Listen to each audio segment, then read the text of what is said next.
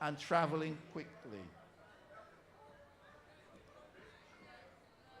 All right, I'm wrapping up now. 2 minutes and I'm done. It is permitted that you hold the view. It is permitted that you hold the view that demons are at the core of the misbehavior of our young people. But if that is your view, you need not only to express that view, you need to tell me as Minister of Education, what are you doing about the behavior in our schools? Listen, we have a government that is quite ad hoc. We have a government that is quite ad hoc in its policies on education.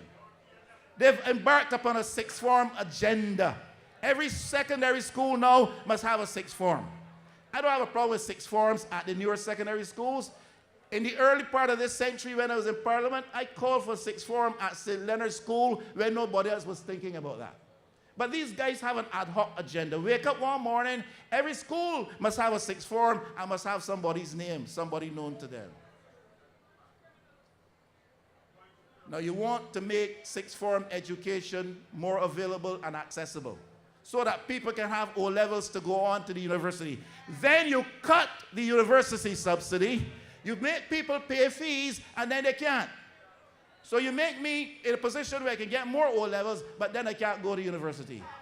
Javon up the road told me yesterday, day before, I was studying management and I had to drop out because my father cannot pay the fee. And they've really deprived people, young people, a sense of hope. I want to finish very quickly. Because those they do allow to get the training, as a government, they have not created the climate in which they can find opportunity. So they're cutting us off at both legs. I wanted to talk a little bit about Steve Blackett, but I can't because I don't have the time. Let me close with this story. There were two New York police officers on duty on a cold winter night in New York, in Manhattan. And as they drove by, they observed a man, an elderly man, turned out he was 85 years old, sitting in the rain, the wintry rain in his wheelchair at the bottom of these stairs to this apartment. Sitting in a wheelchair, 85 years old, in the dead of a winter night, and it was freezing rain.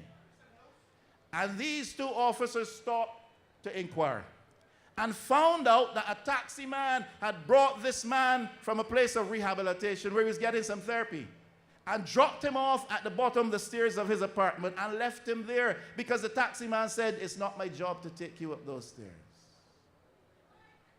They helped the man up the stairs. And the moral of that story is, we cannot continue to leave our elderly people in this Barbadian society in 2018 sitting in wheelchairs at the bottom of the stairs on wintry, cold, and rainy nights.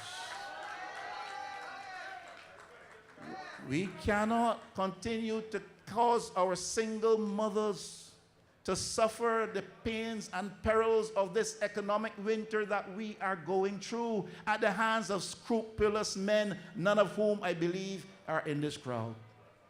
We cannot leave our young people out there in the cold.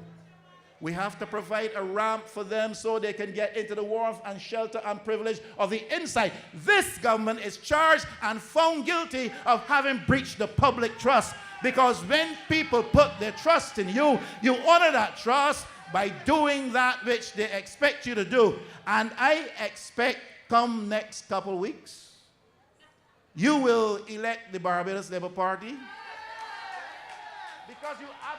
because you absolutely love Joseph Atherley. Because you absolutely adore Mia Mortley. Because you know you're ready and you're about to put a woman in front. Because you know the Barbados Labour Party always does better. And always, listen, we are on the eve of a new day.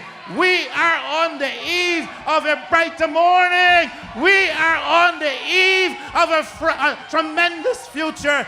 You can put your trust in the Barbados Labour Party. You can put your trust in the leadership of Mia Motley.